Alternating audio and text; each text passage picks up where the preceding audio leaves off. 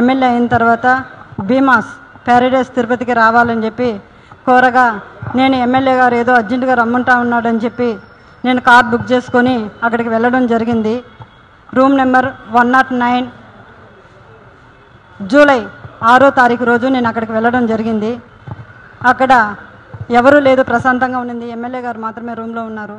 నేను వెంటనే రూమ్లోకి వెళ్ళడం నా పైన బలాత్కారానికి పాల్పడిన తర్వాత నేను అతనికి లొంగిపోవడం జరిగింది. జరిగిన తర్వాత ఈ విషయం ఎక్కడైనా బయట చెప్పావంటే నేను చంపేస్తాను, నీ కుటుంబాన్ని చంపేస్తాను అని చెప్పి బెదిరించడం జరిగింది. అందువల్ల నేను ఎవరికి చెప్పుకోకుండా నేను సైలెంట్గా ఉండిపోయాను. మళ్ళీ ఇంకొకసారి ఫోన్ చేసి నువ్వు కానీ రాలేదంటే నేను మళ్ళీ నీ కుటుంబాన్ని, నీ భర్తని చంపేస్తానని చెప్పి నన్ను బెదిరించడం జరిగింది. బెదిరించడం ద్వారా నేను మళ్ళీ అక్కడికి భీమాస్ ప్యారడైస్కి వెళ్ళడం జరిగింది.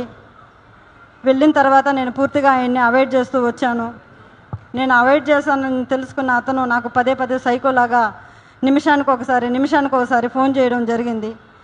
అది గుర్తించిన నా భర్త ఎమ్మెల్యే నీకు ఎందుకైతే ఇన్నిసార్లు కాల్ చేస్తున్నాడని చెప్పి నా మొబైల్ ఇంచేసి నన్ను కొట్టడం, నన్ను బెదిరించడం చాలా చేశాడు. చేసిన తర్వాత నేను ఆ బాధను భరించలేకుండా నాకు జరిగిన బాధని నేను ఆయనతో వివరించడం జరిగింది. వివరించినప్పుడు నా భర్త ఇలానే నీకే జరిగిందా, చాలామందికి జరిగిందా అన్నప్పుడు చాలా మహిళలు, గవర్నమెంట్ ఎంప్లాయీస్ కూడా ఉన్నారు, ఇందులో మహిళలు చాలామంది బలైపోతున్నారు చెప్పాను. నేను చెప్పినప్పుడు ఆయన సూచించాడు నన్ను ఈ చాలామంది మహిళల్ని కాపాడుకొని మనం బ్రతకాలి, మనం కాపాడుకోవాలని చెప్పి ఆయన నాకు ఒక పెన్ కెమెరాని అరేంజ్ చేసి ఇవ్వడం జరిగింది. జరిగిన తర్వాత ఆగస్టు 10వ తారీఖు భీమాస్ ప్యారడైస్కు 1:30 వెళ్ళడం జరిగింది. అక్కడ జరిగిన కామ క్రీడలను నేను రికార్డ్ చేసుకొని తీసుకొచ్చి నా భర్తకి ఇవ్వడం జరిగింది.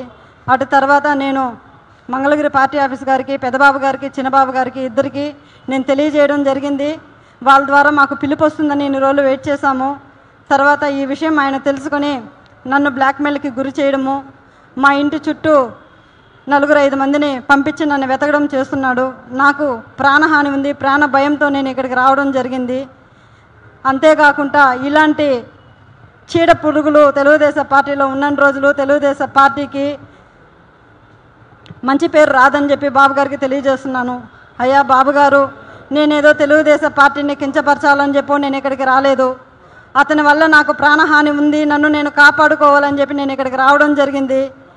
ఇతన్ని కానీ మీరు వెంటనే సస్పెండ్ కానీ చేయలేదంటే నాలాంటి అమ్మాయిలు చాలామంది మహిళలు శీలాన్ని కోల్పోయి బయట రాలేకుండా కుంగిపోతూ ఉన్నారు.